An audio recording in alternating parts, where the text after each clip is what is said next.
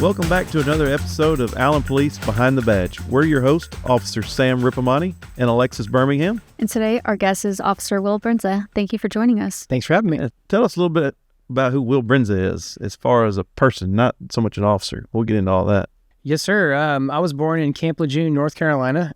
My dad was a career Marine, so I lived there till I was like 12 years old. My dad retired, and then we moved out to Portland, Oregon area. Okay. And I lived there until college. I was a sports kid, baseball, basketball, football. Love sports, always active, always working out. Was always interested in law enforcement and like military employment when I was getting older. So that sparked my interest in that. So how long have you been in Texas? Been in Texas about 4 years now. Consider yourself a Texan yet? I'm getting there. No. Yeah, I hope I can Work on that Texan accent. Yeah, I need to work on that. So what'd you do? Were you an officer in Oregon? Yes, I was a state trooper for a little over 14 years, starting in 2007. Really great agency, paramilitary type training. When you go to academy, it's very boot campish. Yeah. It's actually on a reserve base. I think it's Army National Guard out in Astoria, Oregon. Okay. And so you're isolated. Oof. And it's the whole meal deal. So you don't get to go home at night. You don't get to go home at all. Oh, No. And you live in barracks and you live that whole paramilitary life. But it instills the discipline, and it's kind of a controlled, stress environment type academy. Yeah. As a trooper, I was very fortunate in gaining a lot of experience. I was a field training officer, taught defensive tactics. I was a SWAT officer for a long time. Also was on a mobile response team, which is like a riot squad. I spent a stint as a major crimes detective. Also taught health and wellness at our academies. Oh, nice. I would teach recruits just basic health and wellness, fitness. Also on a team called the Critical Incident Response Team, which was you could think of it as a peer support team that went out in the field whenever we had officer-involved shootings, major incidents, or if we had a troop having some type of a personal issue or issue at work that needed that peer support. Yeah. So I did that for a long time as well. Do you have any good stories you can share about, like, when you were a trooper? Yes, I have lots of stories.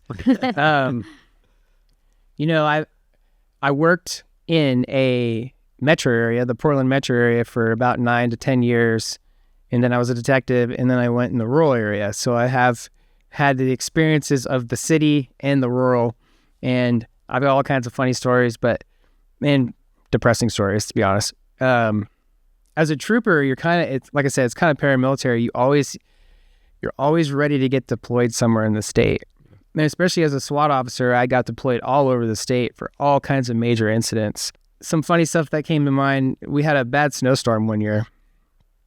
And I'm talking like 2 feet of snow. Like real snow, not like Texas snow. Real snow. Oh. So I mean a ton of snow. And then it got warm really fast. So all this snow melted and we had flooding problems. And so I'm going down Interstate 5, and I take an exit, and I know that at the next exit, underneath the overpass, it's like a low point. Yeah. And it is, 5-6 feet of water. There's no way a car can get through it. And I come up to a stop sign. It's a 4-way stop. And on my right, there's this little Honda Accord that stops. And I'm looking in it, and there's 2 young kids in it. Don't do it. And I'm sitting there going, is he going to go straight? Oh, my goodness. So he goes straight, and I watch him go in the water, and I watch him stall out, and then I watch both of them get out. And they could have waited the other way, but they weighed back. And so I contact them, and the driver is a 19-year-old kid, and he's intoxicated. Oh, my goodness. He's drunk as a skunk. And I remember just giving the guy a little bit of comedy to him, because if you just go the other way, bud, like, I never contact you. You never get arrested. Now you're going to jail. So that's one of the stories. Man, I have all kinds of stories. If you want to talk about CrossFit eventually and fitness, I have a good story about that too. Oh, yeah. I want to know, did y'all wear hats?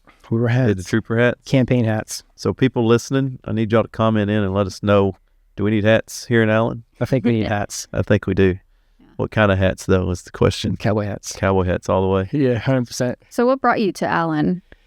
Well, I have some family here. I have a cousin and some other family. My parents moved to East Texas, and my wife and I visited here several times, some friends and my family, and we just loved it. We love the country feel. It's a lot more laid back. The schools are really good here overall. It's just a different vibe, and it kind of fit both our personalities. So we just fell in love with it, and the second we landed here, we're like, Texan at heart. that's where we're going. It's awesome. So what do you do for the department? So my primary duty is through the traffic team. I'm a commercial vehicle inspector. So I enforce state and federal commercial vehicle law. Mhm. And now I'm heading up our initiative on fitness. And I am a level 3 CrossFit instructor. And through CrossFit, we created a affiliate of CrossFit called CrossFit Virtue. Yeah. And so I'm the head coach of that. And so we have classes mostly in the morning right now for our officers. I participated in one of those workouts last week. It's the first CrossFit workout I've ever done. I've always been scared of it. It's just because I don't know a lot about it. Right.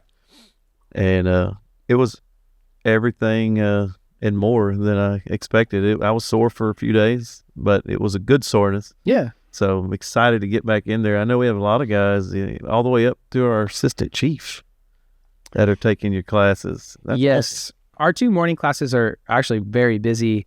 Didn't mention, I owned a CrossFit gym in Wilsonville, Oregon for about 9.5-ish years.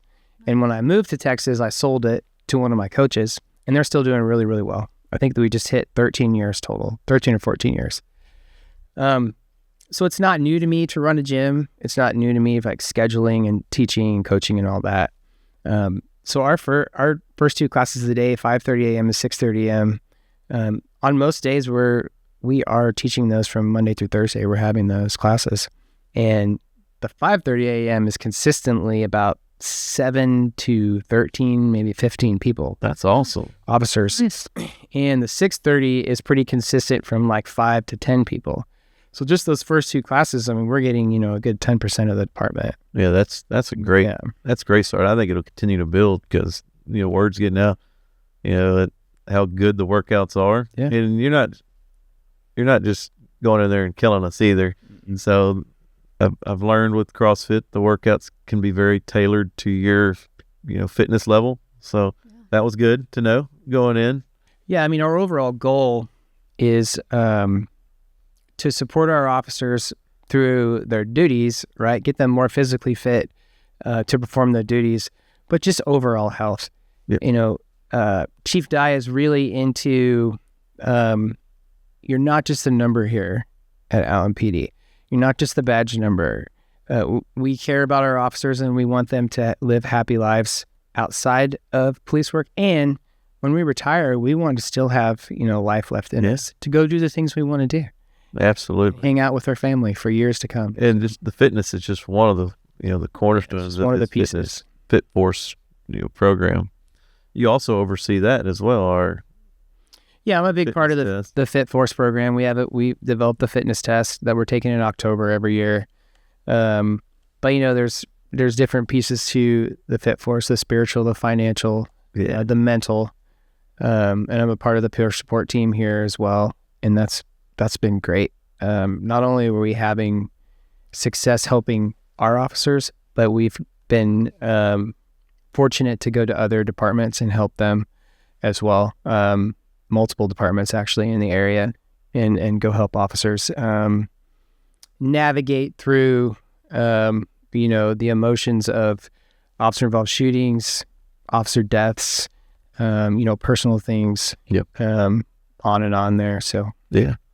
And that's always been the thing. Officers don't like to talk about yeah. stuff they're going through, but I feel like more and more, that we're evolving and people Yes. are more open to talk if someone's willing to listen, and that's all good stuff. Well, something people don't understand is it's getting more it's being talked about more, but officers are 54, I think it's 53 or 54 percent more likely to commit suicide. Yeah. And that is a huge stat compared to, your normal citizen. And that's because we deal with so much trauma, so much emotion, and we're human. So how do we cope with those things? Yeah. So peer support, honestly, is a lot of just how can I help my fellow officer cope with whatever they're going through. And a lot of that can, a normal citizen can relate to because they go through a lot of the same stuff. Got to talk about it. Yes, you do. So you said you had a funny or an interesting CrossFit story? Yes. So I've always been an athlete. I was a college baseball player, University Pacific in Stockton, California. Right. So, I had athletics in my background. I was in pretty good shape when I graduated college, but when I went to academy, which was not too long after I graduated, but I wasn't in shape. And so when I got through academy, right, which was fine because I've been an athlete and you just adapt. But when I got on the road, I started, realizing I got to get in better shape. So I actually went to an MMA gym, and on Saturdays they would run CrossFit classes. And this is in 2007. So CrossFit was kind of like pretty new, pretty brand new. So we would do the workout of the day from the CrossFit.com. And I was like, this is awesome. And I had probably been doing it for like 2 months. And I was working nights, and I stopped the vehicle pretty late at night. It was probably like 1 a.m. It was going southbound at I-5. I remember this distinctly, just outside of Portland. And it was a California plated Chevy Impala. Yeah. And it had tinted out windows. There was 3 individuals inside. And anyway, I had indicators of possible criminal activity. So I got him out of the car, and I was working with one of our drug canines. His name was Joe. And so Joe brought the drug canine. They consented to the canine and runs the canine around the car, and the canine hits on the trunk. And he opens up the trunk, and there's a bag, like a gym bag that's pretty much just flopped open. And there's like 5 or 6 Crown Royal bags, purple Crown Royal bags. And one of the bags is like pretty much open. It's not cinched up. And the dog jumps up in there and gets his nose inside this thing. And I mean, the cocaine is like going everywhere. And so Joe turns around and is like, hey, whose bag is this? So this kid, one of the kids, he's 19 years old, is like, well, what bag? And Joe's like, this bag. And he said, what bag? So the kid walks up to the trunk, and like looking back on it, I was like, I shouldn't have let that kid do that. Yeah. Joe said the same thing. Like, I don't know what I was thinking, but he was like so flabbergasted that this is just open bag of dope here. And the kid walks up to the car, and then he's like, what bag? He grabs like 2 or 3 of the bags, and he goes to like this, and Joe kind of grabs his arm. And I mean, money is in one, there's money everywhere, and then cocaine going everywhere. Oh, and then the yeah. kid runs across I-5. He starts running across I-5. And so, hat story too, I had my hat on at the time, because as a trooper, you always have your hat on. Yep. And so I'm running after this kid right away. When my hat flies off, I'm looking back, and he gets run over by a semi. Oh And no. I'm like, dang it. Oh, now you're even. Oh, Now you're really mad. Just got. I'm getting trouble to lose my hat. So he runs across southbound lanes, jumps guardrail, runs across northbound lanes, jumps guardrail, down into brush. And basically, I was right on top of him. I tackle him. I get him into custody. And the kid's, he's yelling and screaming. He's like, I'm sorry. I shouldn't have ran. And then I'm like looking behind me, and I'm like, where's Joe? Like, I'm sure he put his dog away, and like somebody, I had another trooper there too, but he stayed with the other 2 guys. I'm like, nobody came to run, And I'm sitting there thinking, man, I did that pretty, Yeah. I'm not even winded. This CrossFit thing works. And like 5 minutes later, I pick this guy up, walk over the guardrail, and here comes Joe. And he's like, what the heck, man? That was awesome. And he's like, what have you been doing? How are you not like, and I was like, I've been doing CrossFit, man. Like, I feel great. He's like, Sold on it.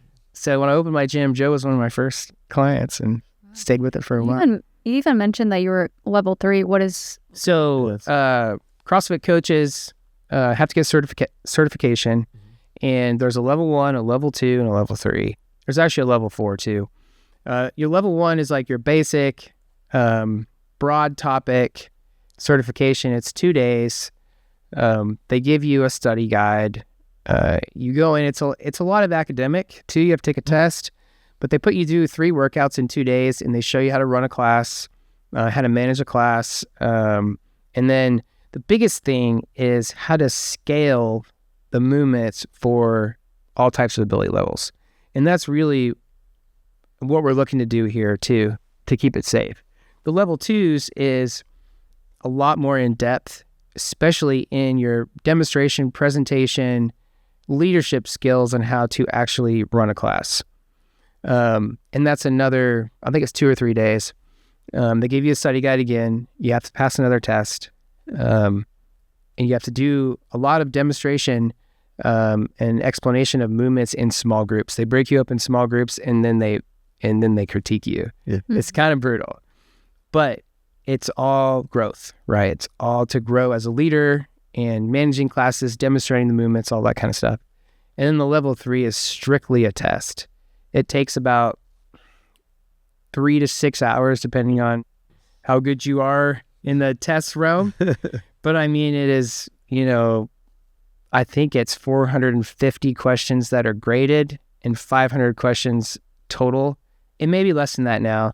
When I first did it, it's been years. I just redid it last year, I believe. Yeah. But it's strictly a test on anatomy, medical, all of the movements, CrossFit philosophy, a lot of like life coaching, life counseling type stuff. Yeah. It kind of encompasses everything in wellness. Did it take a long time to prepare yourself? Yes. The first time I took it, I literally studied about 6 months for it. And it was hard. It was still hard. I saw this week we got an email about new CrossFit coaches. Yes. So what level will they be certified in? Yeah, very excited about this.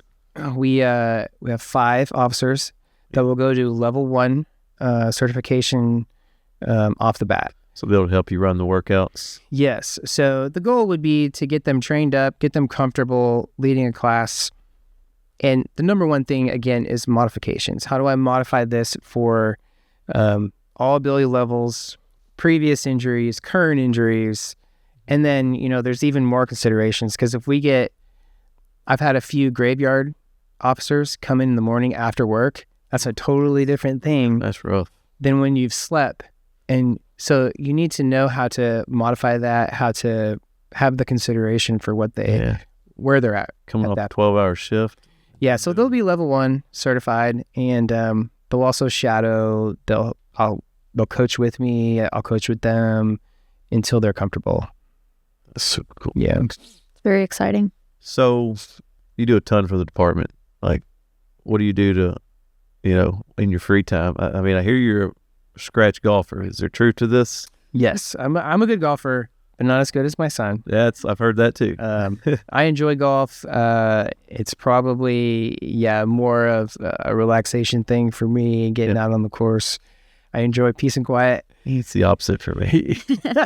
I usually go play, and I'm like, usually after 1 or 2 holes, I'm like, why do I play this stupid game? I'm ready to break my gloves and go back to the house and quit. Man, I have some of the same thoughts, but golf's one of those things, like a lot of things in life. It's rewarding when you get that one good shot. Yeah, that's what finally figured out. Sure. It's rewarding.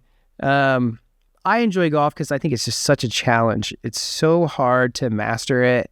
It's just you too. It's just me, right? You can't rely on anyone else.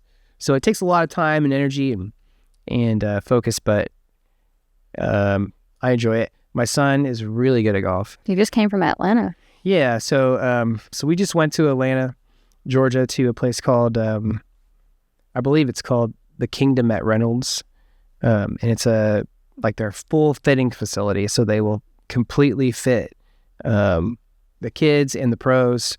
So they do elite juniors, elite amateurs, and pros there, and the public. You can sign up and pay their fee to get fitted. So we went there. It took about 3 to 4 hours of just tinkering with clubs and all the way through the bag, putter too, and so he's going to get new clubs here in a few weeks. Wow, that's exciting. That's really cool. Exciting. They'd look at me and be like, "We ain't got nothing for you here, man." Oh, they figured out. They give me a putter and say, "Have fun." Yeah, they figured out. So it's been really fun to travel. My son is homeschooled right now, and he's just focused on that in school, and so it allows us to travel. So he's golfing daily. Every day he's on a golf course. Wow. Most of the time from the same tees, he's probably going to beat me. Yeah. So I'm like close to a 0 handicap. I hang out at a 0 or a 1. He's a +1. So that means he, shooting at least a stroke or 2 better than me. 12 years old. At 12 years old. He has so much to learn still, even. Oh, no. It's depressing. It's okay, though. He had the opportunity to live start a lot for- younger than you. Yeah, you're stronger still, right? Yeah. Yeah. So do you have anything that you can share about Alan? Yeah. Number one, I would say this community is very supportive of our police department. And it's much appreciated. I have worked in areas before where that's not the case. And so as a lateral, we feel it. One story is, just to tell you, the danger of what we do here, even here in Allen, is that we had a report of a wrong way driver one night. I was working graveyard, going northbound on the southbound lanes. It was coming up from Stacy, so it's coming north from Stacy in the southbound lanes, and I jumped on in McDermott. And sure enough, here comes this thing, and it's in the dang left lane. And the report was it's going very slow. And when I'm looking at it coming up towards me, I'm like, yeah, this thing's going very slow. It was probably going 20 miles an hour. This is like 1 in the morning or 2 in the morning. First thing I remember, this is a drunk driver. Got back on the highway the wrong way, doesn't know where it's going. And so I get over in left lane, and this thing's coming at me, and I'm like, here we go. I'm gonna have to take it head on because you have to stop it. You don't want it. It's gonna hit somebody in the left lane at a high rate of speed. Everyone in the left lane's going at least 70, more like 80. And so I'm ready to take this thing on, turn my lights on. It's approaching me. And, I think the lights got the driver, and we slowed down and literally comes to a slow stop right in front of me. Oh my goodness. Barely taps the front push bumper. Wow. And then I get out, and sure enough, the driver was really intoxicated.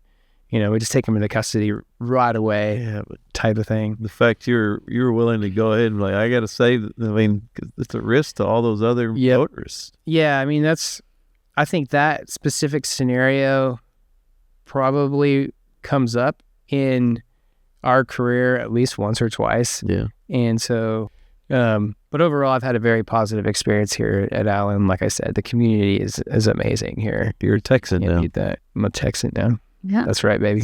So what's new in your unit? In the traffic unit, some of the things we're doing that people may not know is we do these traffic initiatives where we partner with outside agencies such as DPS, Collin County, McKinney, and maybe some other agencies where we do, you call them traffic saturations on 75 and the tollway. So we're trying to slow people down and also deter dangerous, reckless driving. Yep. So the vehicles are in and out of traffic at a high rate of speed, no turn signals, following too close.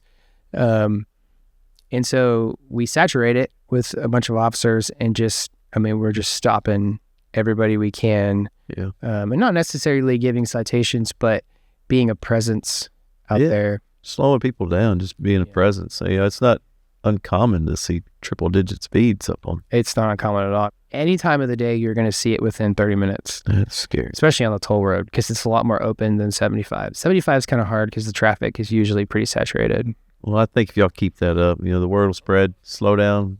Going through Collin County is what we want it to get to. Yes. We want this to spread to other agencies, other cities, and just safe driving.